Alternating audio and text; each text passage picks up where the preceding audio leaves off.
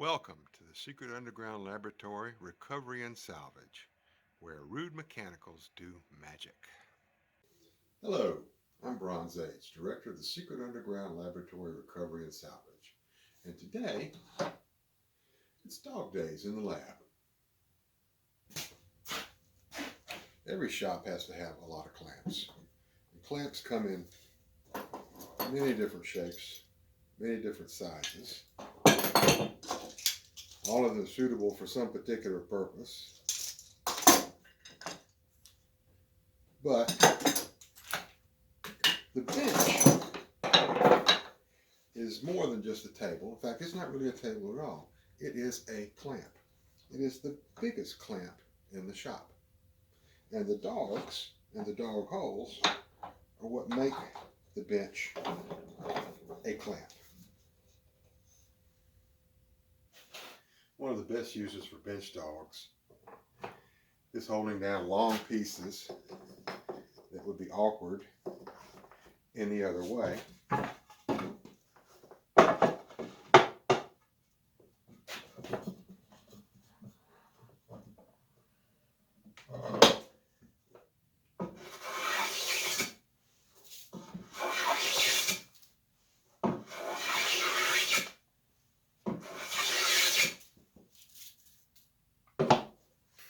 I don't want to make this sound like I've nothing better to do video, because we do have plenty of dogs.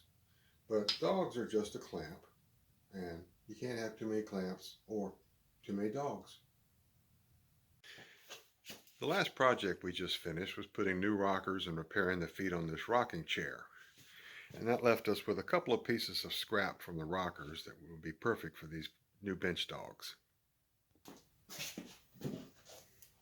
Those of you who saw our rocking chair videos, and I think both of you, saw how difficult it was to make a finished cut on a curve. Well, it's just a little less difficult to make a straight cut off of a curved piece of wood. The curve of a rocking chair flattens out towards the end so you don't roll over backwards. But that means that we can get a pretty good piece out of this tail end of the rocker here.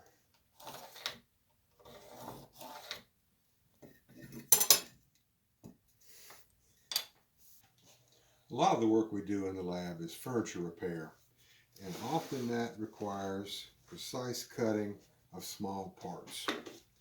And that means it's very difficult, not to mention dangerous,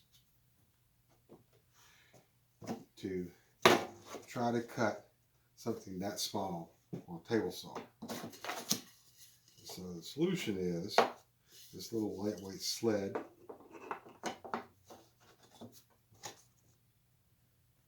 And the sled itself is sort of sacrificial, because when cutting really lightweight pieces, sometimes we pull it back and actually trim a piece off the bottom of it so that there's support to the cut.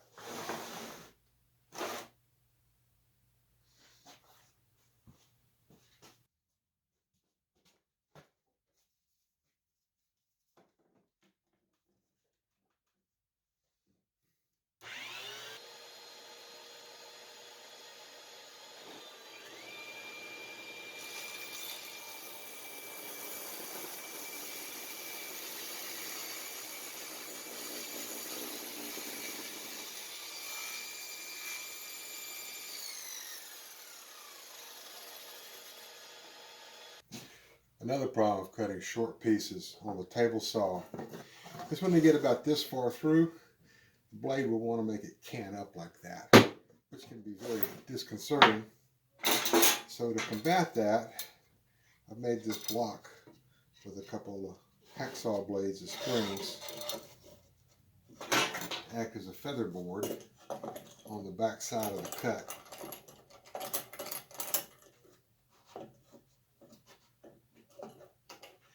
And that helps me keep everything under control.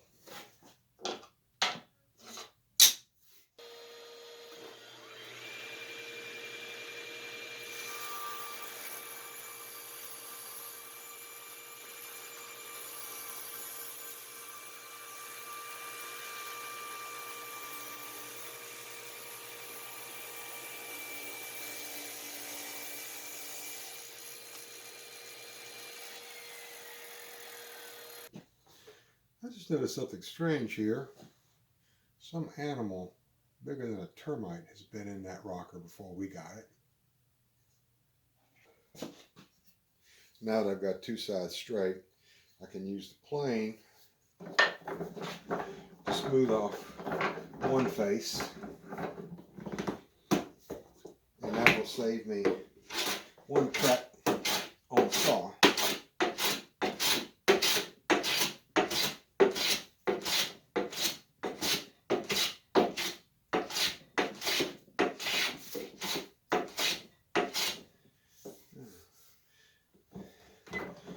Makes you wonder why somebody would want to paint that kind of grain.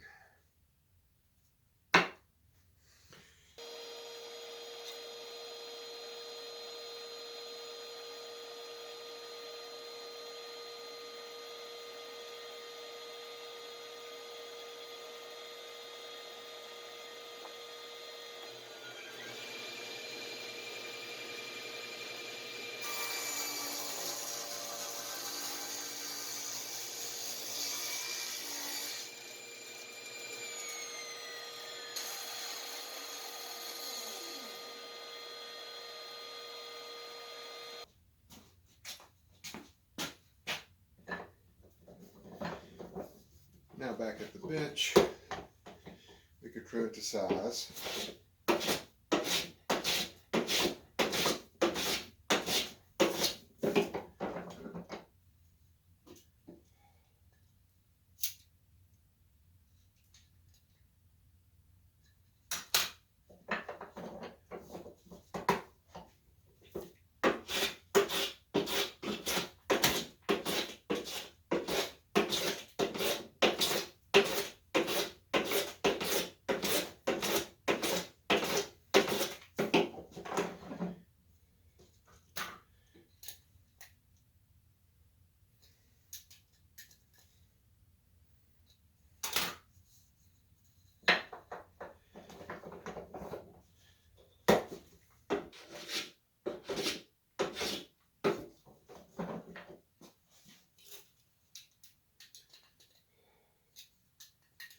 Okay, we've got it down to 1 inch on each side, but the real test is how it fits, which that's actually pretty good.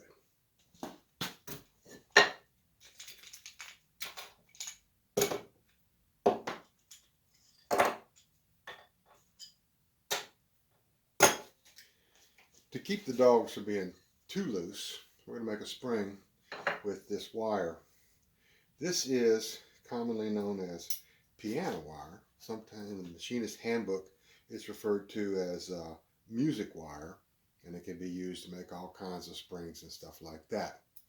It's not to be confused with baling wire, which is sometimes called mechanics wire. The story on this stuff goes back to the very earliest mechanical hay balers. They came with big giant rolls of this stuff, which would spool off and wrap around the hay bale and get twisted and cut off. So whenever you took a bale of hay to break it up, you'd end up with like 6, maybe 10 feet of this stuff. So whereas the baling wire was the most useful stuff in the world, you could always cut a short piece off of it and tie something together.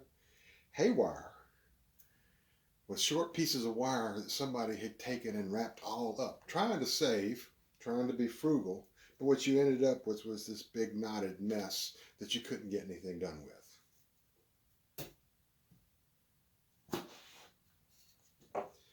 The first step is to scribe a line about 3 inches long or so down one side. Mark a hole, just eyeball it.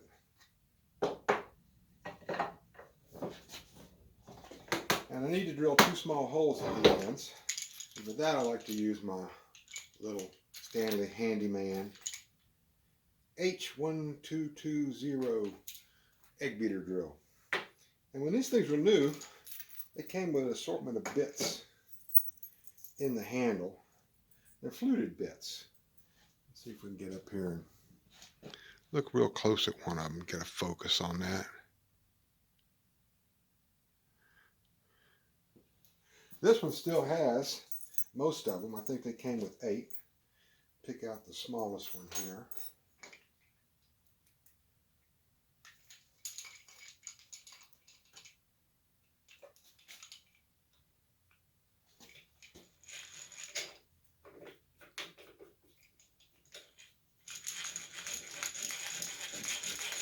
I'll drill down about halfway or so. Not a critical measurement.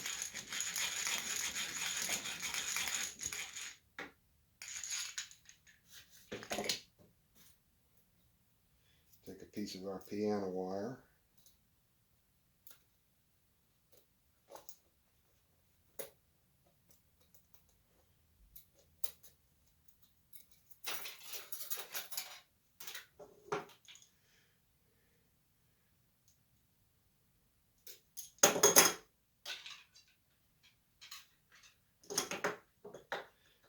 Now we don't want it to be too long, too short, and we don't want it to be too straight. Because being slightly crooked is what keeps it in the dog.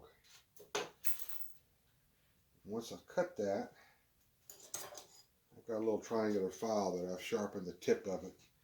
I can use to cut a shallow groove between the two holes. And it gives the spring wire place to tuck in.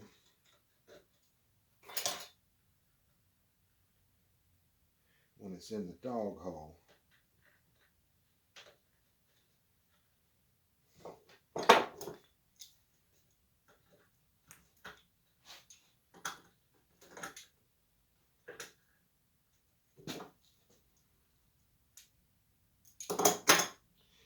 Fit it in.